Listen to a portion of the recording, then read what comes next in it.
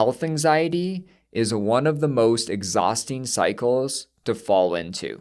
Constantly worrying and being preoccupied about sensations and symptoms can make your inner world feel very dangerous. Now, in this video, I'm going to explain what health anxiety is, why it occurs, how it can trigger neuroplastic pain and symptoms, and 3 of the most important steps you can take to eliminate it. So what is health anxiety? Health anxiety is when we have persistent fear and preoccupation that there is something wrong with our body. Even when your tests and scans come back normal, we constantly are scanning our body for sensations and symptoms and viewing them as quite threatening. Essentially, your brain gets caught in this loop where it's constantly viewing sensations inside as a sign that there is damage or disease in your body. So let's talk about how you can know if you have health anxiety.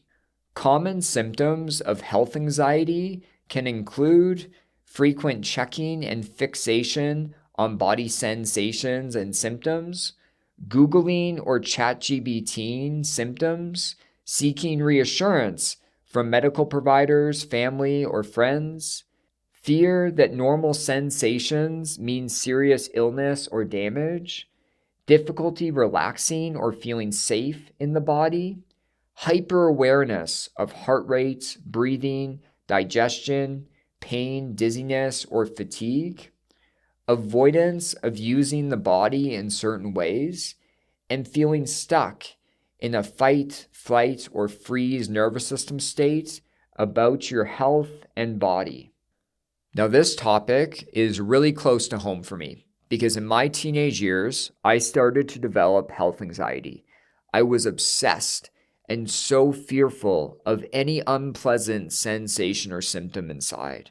I would spend most of my day tracking my body, monitoring it, hyper-focusing on it, and then researching what treatments I should go try and constantly trying new treatments and just filling my whole calendar and my whole day full of them.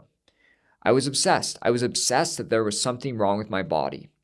Now, on my channel, I talk about a type of chronic pain called neuroplastic pain and symptoms.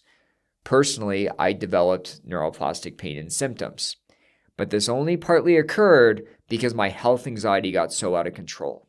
And for a lot of people I work with, I see that they had this history of health anxiety and it led them to developing neuroplastic pain and symptoms. Now, neuroplastic pain and symptoms, what this means is that there is no damage or disease in your body that is causing your symptoms. They're occurring because your brain and nervous system has been stuck in this heightened state of danger or survival. So if we've been caught in a cycle of health anxiety, that's going to increase danger and dysregulation, and it can lead us to developing neuroplastic pain and symptoms. I want to be clear with people, neuroplastic pain and symptoms are very real. It's just they're not occurring because of damage or disease in the body. They're occurring because your brain and nervous system has been stuck in danger mode. Now, in order to heal neuroplastic pain and symptoms, a lot of people need to overcome their health anxiety. And I'm not saying this is a simple process. It's not easy, but with consistent healing work, this is possible. Now, in the remainder of this video, I'm going to talk about the 3 main areas you need to focus your healing work in order to overcome health anxiety. Let's dive in. Number 1, somatic embodiment practices with sensations. Many of us, when we have health anxiety, we view all sensations inside as dangerous. We view the sensations of anxiety as threatening. And any sensations of symptoms or pain that we're feeling feels incredibly overwhelming. And so in order to overcome health anxiety, we need to practice embodying the sensations within that we are feeling, the unpleasant sensations, and learn to create safety with them. On my channel, I offer a lot of free embodiment practices for pain, symptoms, and anxiety. And this isn't by mistake, because we need to change our relationship with the sensations we feel inside. If we want to overcome health anxiety, we need to stop viewing the sensations as threat or danger. We need to create a safer relationship with them. So when you're doing an embodiment practice, what you're doing is you're getting exposure to being with the sensations. You're starting to drop into your body, describe the sensations, moving closer to the unpleasantness, and really deepen your connection with it. Stay curious, interested, and really get to know the sensations within. So let's say you were feeling sensations of like heartburn or burning in your throat and down into your stomach. For a lot of people, that feels very scary. So what we'd be doing is we'd be dropping in towards the sensations of heartburn. We'd be exploring the sensations, getting to know them, describe them. Does it feel burny, tight? Maybe there's a shape or a color that it presents. And then you're going to sit with it for a while. You're going to sit with the sensations as long as you can tolerate them. And you're going to get to know them. Notice all the subtleties. Notice how they change or shift over time. Now, as we do this, you're going to be using safety signals to create safety with these heartburn sensations. So you might use some breath work. You might do some tapping or somatic massage, like rubbing your hands or your chest. You might visualize a calming person, place, or animal.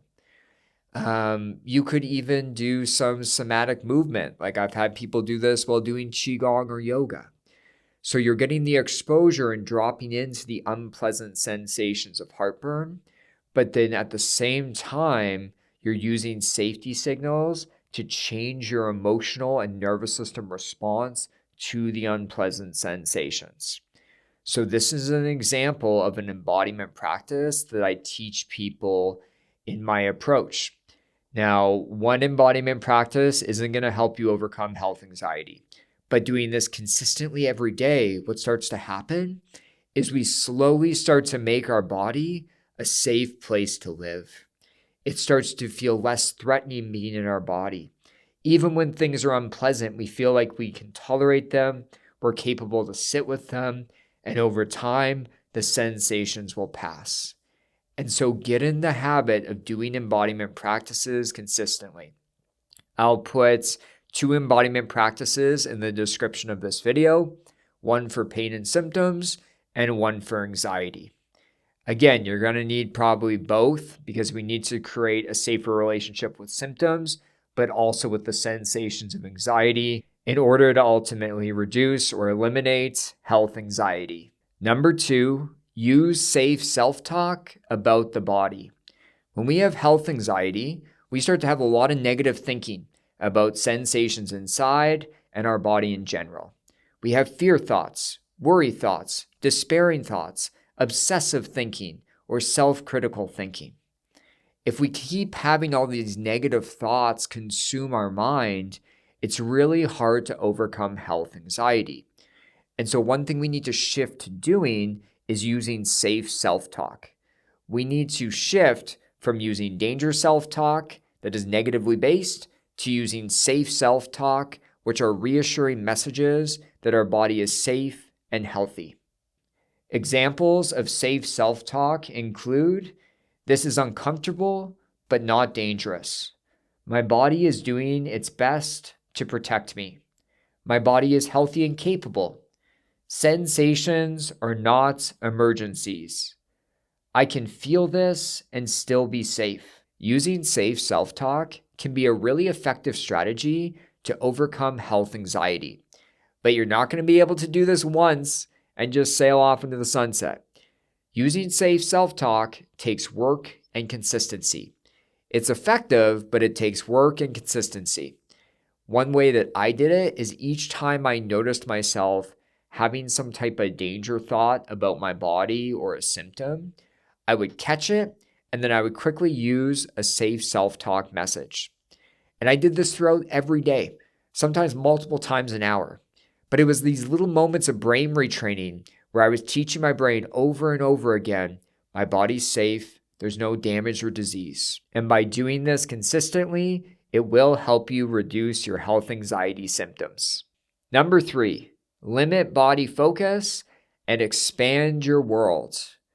Now, in healing strategy number 1, I told you you need to do somatic embodiment practices where you're intentionally getting exposure, focusing on symptoms and sensations. And we're doing this to create a safer relationship with your body. This was an essential step in me healing my health anxiety and neuroplastic symptoms. But now in strategy 3, I'm telling you, don't be so body focused. This is confusing, and I get that. You need both to heal your health anxiety.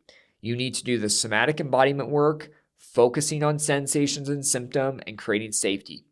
But outside of that, you want to be focused on your body as little as possible and start to expand your life and focus in on living life again.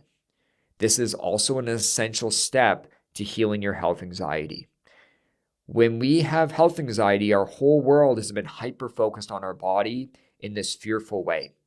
And we start to avoid probably doing activities or things that we once loved because we're fearful we're going to damage our body further or worsen sensations. So slowly and gradually to heal, you need to start to expand your life again and focus on living life.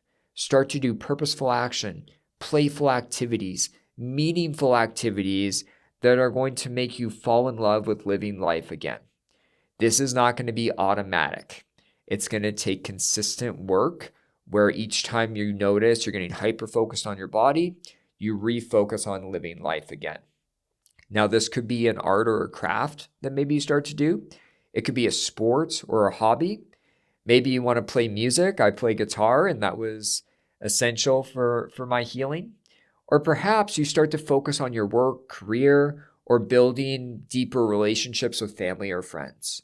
Whatever it is, make it meaningful and purposeful and start to make some small steps to widening your world and shifting your focus away from your body and on living life. Now, using these 3 strategies, I was able to heal my health anxiety and my neuroplastic symptoms. So I know from experience this is possible. But again, this is not a quick fix I'm telling you about. This is going to take consistent hard work. So start to utilize the 3 healing strategies I talked about in this video. If you have questions or comments, you can put them down below. Hit the like button, subscribe to my channel, and I'll talk to you all soon. Take care.